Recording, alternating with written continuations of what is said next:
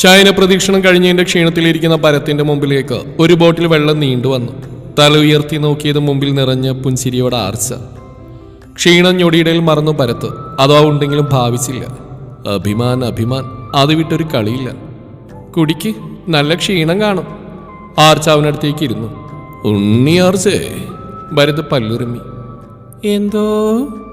ആർച്ച ഈ ഈണത്തിൽ സ്നേഹത്തോടെ വിളികേട്ടു. അപ്പോഴേ പറഞ്ഞില്ലേ കുഞ്ഞിരാമ വേണ്ടാന്ന്. അപ്പൊ കുഞ്ഞിരാമന് കേൾക്കാൻ വയ്യ. ആർച്ചാലിൽ നിഷ്കുവായി. അതിനെനിക്കൊരു പ്രശ്നമില്ല, ഇതൊക്കെ എനിക്ക് നിസ്സാരാ. കയ്യിലെ മസിൽ പെരിപ്പിച്ച് കാണിച്ച് നല്ല ഒന്നാം തരം പുച്ഛം ഭരത് ആർച്ചയ്ക്ക് നേരെ തൊടുത്തു വിട്ടു. ആർച്ച ചിരിയോടെ തലയാട്ടി. അത് മതി, 101 തവണ ചെയ്യാന്ന് ഞാൻ അപ്പോഴേ പറഞ്ഞതാ. അവന് വയ്യാതാവെന്ന് പറഞ്ഞ് അവരൊക്കെ മുടക്കി. ഇനി വീണ്ടും ചെയ്യാൻ പറ്റുമോ എന്തോ, ഞാൻ അന്വേഷിച്ചു വരാം. ഞാൻ അപ്പോഴേ പറഞ്ഞ എന്റെ ഭരത്തേട്ടൻ സ്ട്രോങ് ആണെന്ന്.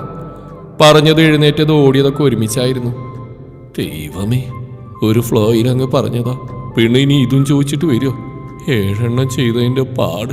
ഹോ, തലയിൽ കൈവച്ച് അവൻ പറഞ്ഞു പോയി. ഏതാനും നിമിഷങ്ങൾ കഴിഞ്ഞത് എല്ലാവരും കൂടെ ഒരുമിച്ച് വരുന്നുണ്ടോ ഭരത് ഞെട്ടി. പണി പാളിയോ? 101 തവണ ദേവിയേ! അവൻ സ്വയം അറിയാതെ വിളിച്ചുപോയി. വാടാ, രാമചന്ദ്ര അവനെ വിളിച്ചു. അയ്യോ അച്ഛാ, ഞാനൊരു തമാശ പറഞ്ഞല്ലേ. ഇവൾ അപ്പോഴേക്കത് സീരിയസ് ആക്കി. ഭരത് അയാളെ നോക്കി വിളിച്ചു കാണിച്ചു. രാമചന്ദ്ര അവനെ സൂക്ഷിച്ചു നോക്കി. അത് ശരി, ഉരുണ്ട് കഴിഞ്ഞപ്പോ നിന്റെ തലക്കകത്തുള്ളം കൂടെ ഉരുണ്ട് മറിഞ്ഞോ? ഭരത് കണ്ണുമിഴിച്ചു. എല്ലാവരെയും മാറി മാറി നോക്കി. അവിടെയും ഏതാണ്ട് രാമചന്ദ്രന്റെ അതേ ഭാവം. ഒരു മുഖത്ത് മാത്രം ചിരി കഷ്ടപ്പെട്ട് അടക്കി വെച്ചിട്ടുണ്ട്. വീർപ്പിച്ച ബലൂണിൽ സൂചിയെടുത്തൊരു കുത്തുകൊടുത്താൽ പൊട്ടുന്ന പോലെ ചുമ്മാ ഒരു തട്ടുകൊടുത്താൽ മതി. അവിടെ ഇരുന്ന് ചിരിക്കും സാക്ഷാൽ ആർച്ച. അപ്പൊ നീ വീട്ടിലേക്ക് വരുന്നില്ലേ? അതോ ഇവിടെ ഭജന ഇരിക്കാൻ പ്ലാനുണ്ടോ? ഒരൊറ്റ ചോദ്യത്തിൽ ഭരത് ഇളിപ്യനായി നിന്നു. പ്ലിങ് എന്നൊരു ശബ്ദം ഭരത്തിന് മാത്രം ചെവിയിൽ വന്നലച്ച്. അല്ലെങ്കിലും നമ്മുടെ സ്വന്തം മനസ്സ് സന്ദർഭത്തിനനുസരിച്ച് മ്യൂസിക് ഇടാൻ സാധിക്കുന്ന ഒരു മാന്ത്രികനാണ്. മുന്നിൽ ഒരു പുരികം പൊക്കി സംശയത്തോടെ തന്നെ നോക്കുന്ന അച്ഛനെ നോക്കി ഭരത് വീണ്ടും പല്ലിളിച്ച്. ഈ ജന്മം ഇങ്ങനെ പ്ലിങ്ങി തീരുവോ എന്തോ? പുറകിൽ നിൽക്കുന്ന ശരത്തൊന്ന് ഇടിവീർപ്പെട്ടു. ആർച്ച വാപ്പത്തി ശരിയടക്കി. പത്മ അവളെ സൂക്ഷിച്ച് നോക്കി. ഞാനൊന്നും ചെയ്തില്ലെന്നേ. ആർച്ച അവരുടെ അടുത്തേക്ക് മുഖടുപ്പിച്ച് പതിയെ പറഞ്ഞു. ഓവ്, അതെനിക്കറിയാലോ. എന്റെ മക്കളായിട്ട് ഇവിടെ വന്ന് ഉരുളില്ലെന്ന് എനിക്ക് ഉറപ്പാ. പിന്നെ അങ്ങനെയെങ്കിലും ഇവന്മാര് ചെയ്യട്ടെ എന്ന് കരുതി മിണ്ടാതിരുന്നല്ലേ? പത്മയെ അവളുടെ ചെവിയിൽ മന്ത്രിച്ചു. അമ്മമാരാ എങ്ങനെ വേണം? ആർച്ച വാപതി ചിരിച്ചു. നിന്റെ അമ്മയെ മോശമൊന്നുമില്ല. കൊല്ലുമെന്ന് പറഞ്ഞാലും നീയായിട്ട് ഈ ജന്മം ഒരു വ്രതം എടുക്കുന്ന പുള്ളിക്കാർക്കും വിശ്വാസമില്ല. ഭരത് പറഞ്ഞപ്പോ ജയയും മിണ്ടാതിരുന്നു. ഇത്തവണ പത്മയുടെ മറുപടിയായിട്ട് ആർച്ചയുടെ കണ്ണു തള്ളി. അമ്മേ, യു ടു! ആർച്ച അറിയാതെ പറഞ്ഞുപോയി. എന്നാലും എൻ്റെ ആന്റി. ഒരു ദീർഘനിശ്വാസം എടുത്ത് അവൾ വിളിച്ചു. നിയോജന യുദ്ധമുറകളുടെ കൂടെ പിടിച്ചു നിൽക്കേണ്ടേ മുത്തേ? പത്മ അവളുടെ താടിയിൽ പിടിച്ച് കൊഞ്ചിച്ചു. പിന്നെ വേണം, രണ്ടുപേരും കൂടെ പഴയ യുദ്ധമുറകളൊക്കെ പൊടി തട്ടിയെടുക്ക്. വേണേ അങ്കിളിനെയും അച്ഛനെയും കൂടെ കൂട്ടിക്കോ. ചുണ്ടെന്ന് കൂട്ടി ആർച്ച മുന്നോട്ട് നടന്നു. അവളുടെ ഭാവം കണ്ട് പത്മ ചിരിച്ചു പോയി. ഡാ! വീട്ടിലേക്ക് അറിയുന്ന ശരത്തിന്റെ അലർച്ച ഉയർന്നു. എന്തോ കേട്ടോ? എന്തിനാ വിളിക്കുന്നതെന്ന് മനസ്സിലായെങ്കിലും മുഖത്ത് നിഷ്കളങ്കത വാരിപ്പൊത്തി സ്വരത്തിൽ ഭവ്യത ആവോളം മിക്സ് ചെയ്ത് ഭരത് അവനെ നോക്കി. ഞാനൊരു കാര്യം പറഞ്ഞേക്കാം. രണ്ടും കൂടി പണി കൊടുക്കോ വാങ്ങോ എന്ത് വേണേലും ആയിക്കോ. എന്നെന്തിനാണ് ഇതിലേക്ക് വലിച്ചിരുന്നത്? തുടങ്ങിയത് ഭീഷണിയിലാണെങ്കിലും അവസാനം ദയനീയമായി. അത് പിന്നെ നമ്മളെ ഏട്ടനും അനിയനും അല്ലേ. എനിക്കെന്തെങ്കിലും കിട്ടുമ്പോൾ ഏട്ടനും കൂടെ ഷെയർ ചെയ്യുന്ന എൻ്റെ സ്നേഹം കൊണ്ടല്ലേ. ഇന്നലെ ഒരു പൊരിച്ച മീൻ ചോദിച്ചിട്ട് അതിൻ്റെ ഒരു മുള്ളു പോലും തരാ തിന്നവരാ. കിട്ടിയ തക്കത്തിന് മുകളിലേക്ക് കയറി പോകുന്നതിന്റെ പിറകെയോടി ശരത്ത്. ഭരത് ഒറ്റയോട്ടത്തിന് റൂമിൽ കയറി വാതിലടച്ചു. ഡാ, മര്യാദക്ക് വാതിലിടണോ? വാതിൽ മുട്ടി ശരത്ത് അലറി. സോറി ഏട്ടാ, ഇന്നിനി ഇടിയൊന്നും ഈ ബോഡി താങ്ങില്ല. നാളെ വന്ന് വാങ്ങിക്കാം. ഭരത് ഉള്ളിൽ നിന്ന് വിളിച്ചു പറഞ്ഞു. നീ പുറത്തിറങ്ങുമല്ലോ, അപ്പൊ ഞാൻ എടുത്തോളാം. വാതിലിന് ആഞ്ഞൊരു ചവിട്ടുകൊടുത്ത് ശരത്ത്. ഞാനിനി പുറത്തിറങ്ങുന്നില്ല. ഭരത് ചിരിച്ചു. പുറത്തുനിന്ന് ശരത്ത് എന്തൊക്കെയോ വിളിച്ചു പറയുന്നേട്ട് അവൻ ചിരിയോടെ ബെഡിലേക്ക് വീണു. ആർച്ച വ്രതം പൂർത്തീകരിക്കുമോ എന്ന് ജയശ്രീ സംശയിച്ചെങ്കിലും ആർച്ച പൂർത്തിയാക്കി. അങ്ങനെ തോറ്റുകൊടുക്കാൻ പറ്റുമോ? അച്ഛമ്മയുടെ പിറന്നാൾ ദിവസം രാവിലെ തന്നെ കൃഷ്ണകുമാറിന്റെ ഏട്ടൻ നന്ദകുമാറും ഭാര്യ ശാലിനി, രണ്ടാമത്തെ മകൻ ആരവും, അനിയത്തി കൃഷ്ണപ്രിയയും ഭർത്താവ് വിജയകുമാറും രണ്ടാമത്തെ മകൾ ദേവപ്രിയ ആർച്ചയുടെ വീട്ടിലെത്തി. ആരവും ദേവപ്രിയ ആർച്ച ഏകദേശം ഒരേ പ്രായക്കാരാണ്. നന്ദകുമാറിന്റെ മൂത്ത മകൻ ആയുഷ് വിവാഹം കഴിഞ്ഞ് കുടുംബത്തോടെ വിദേശത്താണ്. കൃഷ്ണപ്രിയയുടെ മൂത്ത മകൻ ഹരികൃഷ്ണൻ ചെന്നൈയിലും. അച്ഛമ്മ പിന്നെ സ്ഥായിയായ ഭാവം ഗൗരവത്തിൽ തന്നെയാണ്. ഇടയ്ക്ക് എല്ലാവരെയും നോക്കിയില്ല എന്ന മട്ടിൽ നോക്കും. പിന്നെ ആരെയും നോക്കിയില്ല കണ്ടില്ലെന്ന മട്ടിലിരിക്കും. ആരോടും പ്രത്യേകിച്ച് അങ്ങനെ ഒരു മമതാ മോഹൻദാസും ഇല്ല. ആർച്ചയ്ക്ക് ഈ ഭാവമൊക്കെ കാണുമ്പോൾ ചിരി വന്നു പോയി. ആർച്ചയും ആരവും ദേവപ്രിയ അടുക്കളയിലെ ചെറിയ ടേബിളിന്റെ ചുറ്റുമിരുന്ന സംസാരത്തിലായിരുന്നു.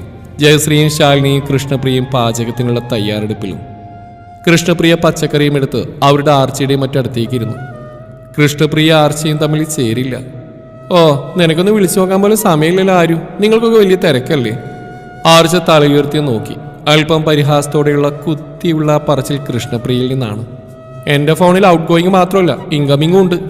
ആർച്ച പുഞ്ചിരിച്ചു. കൃഷ്ണപ്രിയയുടെ മുഖത്തുണ്ടായ പരിഹാസം ഒരൊറ്റ നിമിഷം കൊണ്ട് ഏതോ വഴിക്ക് ഇറങ്ങി ഓടി. ആർച്ച അവരെ ഒന്ന് ഇരുത്തി നോക്കി.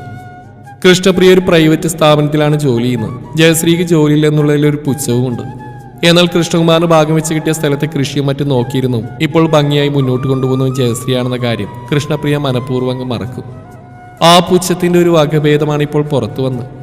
ശാലിനി തിരിഞ്ഞു നേരത്തെ കഴുകി വെച്ച പാത്രം വീണ്ടെടുത്ത് കഴുകി. ഇല്ലെങ്കിൽ കൃഷ്ണപ്രിയെ നോക്കി ചിരിക്കേണ്ടി വരും. ജയശ്രീ തിരിഞ്ഞ് കണ്ണുരുട്ടി കാണിച്ചു. ആർച്ച അത് കണ്ടതായി ഭാവിച്ചില്ല. വാവ്, തഗ് ആർച്ച, ആരോ ചിരിയോടെ പറഞ്ഞു. ആർച്ച അവനെ നോക്കി തലയാട്ടി. ദേവപ്രിയ പൊട്ടിച്ചിരിച്ചു. അതോടെ കൃഷ്ണപ്രിയയുടെ മുഖം കനത്തു. അല്ലെങ്കിൽ നിനക്ക് മുതിർന്നവരോട് തീരെ ബഹുമാനല്ല ആരും. കൃഷ്ണപ്രിയ മുഖം ചുളിച്ചു.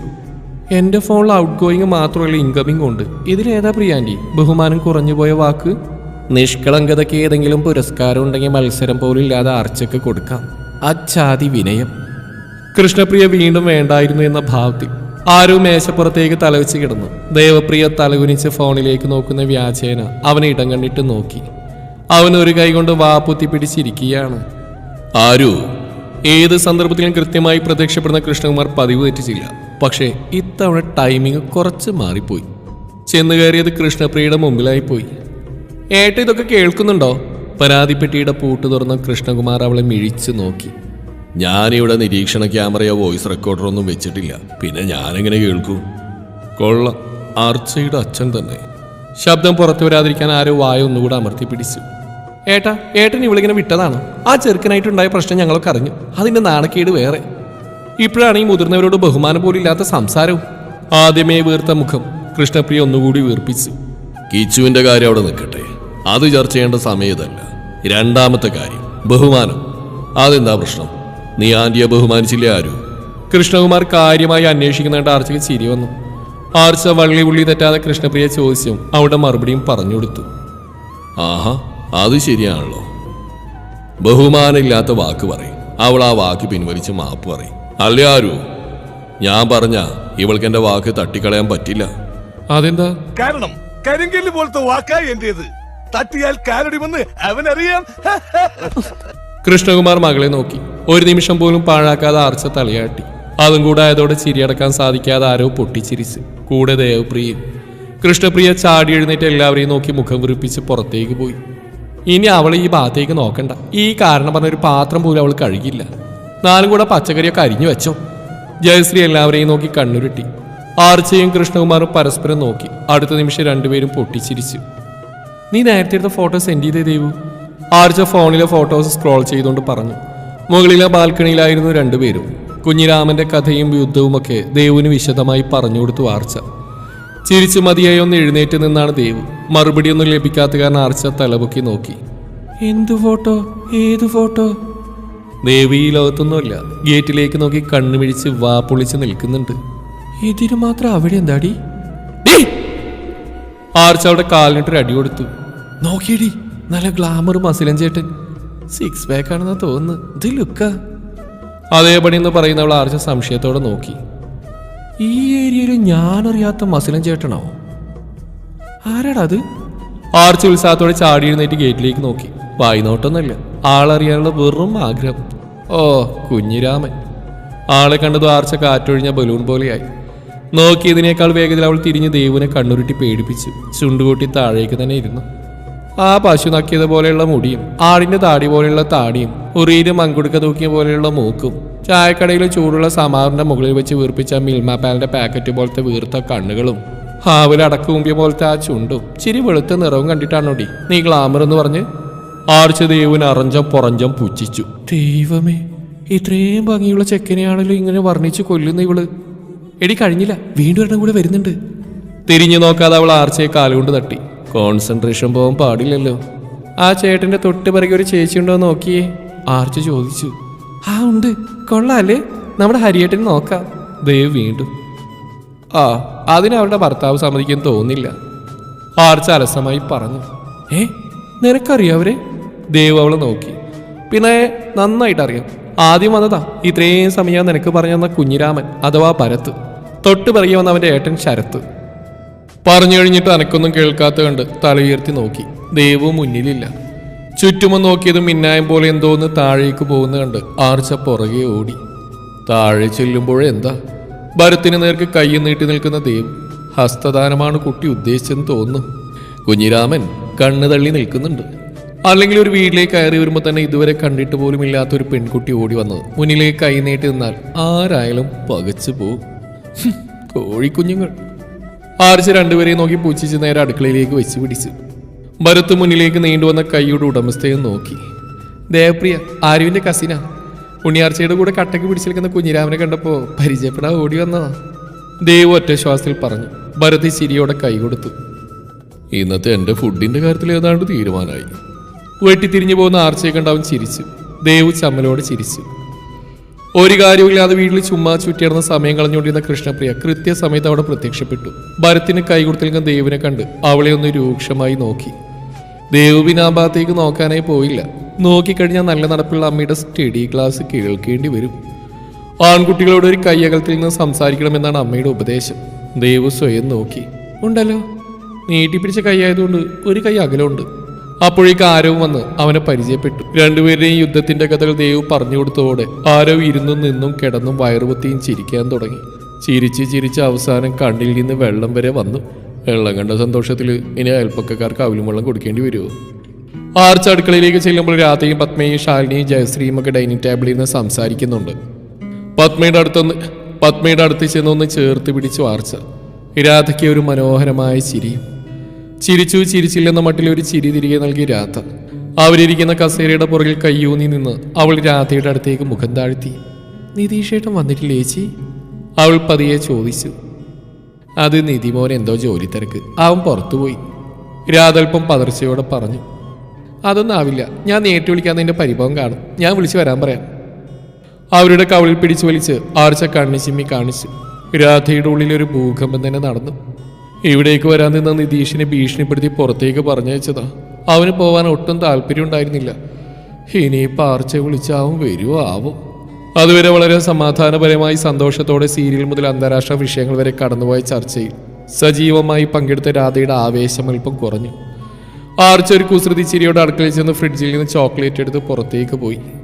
കേക്ക് മുറിച്ചു കഴിഞ്ഞ് മുകളിലെ കോമൺ ബാൽക്കണിയിൽ ഇരുന്ന് ആയുഷിനെയും ഹരികൃഷ്ണനെയും വീഡിയോ കോൾ ചെയ്യുകയായിരുന്ന ആർച്ചയും ദേവും. പെട്ടെന്നാണ് മുറ്റത്താരോ ബഹളം വയ്ക്കുന്നവർ കേട്ടത്.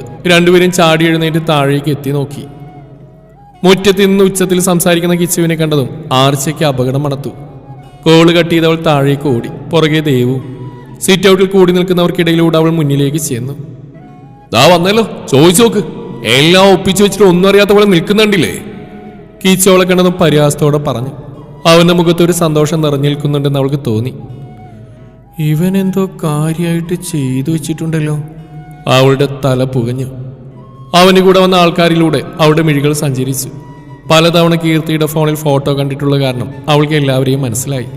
കിച്ചുവിന്റെ മൂത്ത അമ്മാവൻ കലേഷ്, ചെറിയമ്മാവൻ സുധീഷ്, ചെറിയച്ഛൻ സതീഷ്, പിന്നെ കിച്ചുവിന്റെ അച്ഛൻ.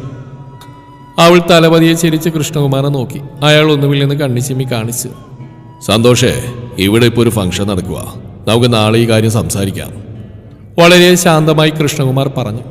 അതെ, പ്രശ്നം എന്തായാലും നാളെ സംസാരിക്കാം. നന്ദകുമാർ അത് ശരിവെച്ച്. അതിന്റെ ആവശ്യമൊന്നുമില്ല. എന്റെ സന്തോഷം തല്ലിക്കെടുത്തി എന്നെ അപമാനിച്ച് അങ്ങനെ നിങ്ങൾ സന്തോഷിക്കുന്ന ഞാൻ നോക്കിക്കണോ? കിച്ചു കിടന്ന് തിളക്കുന്നുണ്ട്. 2 പപ്പടയിട്ടാ ഇപ്പൊ പെട്ടെന്ന് പൊരിച്ചെടുക്കാം. ഇവനാരെങ്കിലും തീയിലെടുത്തിട്ടോ ഇങ്ങനെ കിടന്ന് ചാടാൻ? ആർച്ചവൻ അടിമുടി നോക്കി. അതാവാൻ പറഞ്ഞ ന്യായല്ലേ? ഒരിക്കലും എല്ലാം പറഞ്ഞ് ചാണകവെള്ളം ഒഴിച്ചവനെ നാട്ടുകാരുടെ മുമ്പിൽ നാണം കെടുത്തി ഒഴിവാക്കി പോയതല്ലേ? പിന്നെ ഈ കുട്ടിക്ക് അവന്റെ വിവാഹം മുടക്കേണ്ട കാര്യം എന്താ? കിച്ചുവിന്റെ ചെറിയ അമ്മാവൻ മുന്നിലേക്ക് വന്ന് ആർച്ചയ്ക്ക് നേരെ വിരൽ ചൂണ്ടി. ആർച്ചയുടെ കണ്ണുകൾ കിച്ചുവിന്റെ മേലായിരുന്നു. ഇതൊക്കെ ഇത്ര വിശ്വതായിട്ട് ഇവിടെ പറഞ്ഞ നാണം കെടുത്തേണ്ട കാര്യം എന്താണെന്നായിരുന്നു കിച്ചുവിന്റെ ചിന്ത. അവന്റെ മുഖഭാഗം കണ്ടത് ആർച്ചയ്ക്ക് ചിരി വന്നു. ഓ, അപ്പൊ അതാണ് കാര്യം. ആർച്ച പിറുപിറുത്തു. ഞാൻ പറഞ്ഞല്ലോ, എന്റെ മോൾ അങ്ങനെ ചെയ്യില്ല. അവൾക്ക് അതിന്റെ ആവശ്യവുമില്ല. കൃഷ്ണന്റെ സ്വരവും കടുത്തു തുടങ്ങി. അല്ലെങ്കിലും സ്വന്തം മക്കൾ തെറ്റിയില്ലെന്ന് ആർക്കും തോന്നും. വീണ്ടും വീണ്ടും എന്റെ പുറകെ നടക്കായി കുട്ടിക്ക് നാണമില്ലേ? പെമ്പിള്ളേരെ അടക്കി ഒതുക്കി വളർത്തണം, ഇല്ലെങ്കിൽ നാട്ടുകാർ നോക്കിക്കില്ല. കലേഷ് കൃഷ്ണനെ നേരെ ചീറി. ആർച്ചയ്ക്ക് ദേഷ്യം ഇരച്ചു കയറി. അവൾ പുറത്തേക്ക് ഇറങ്ങാൻ തുടങ്ങിയതും കയ്യിലൊരു പിടി വീണു.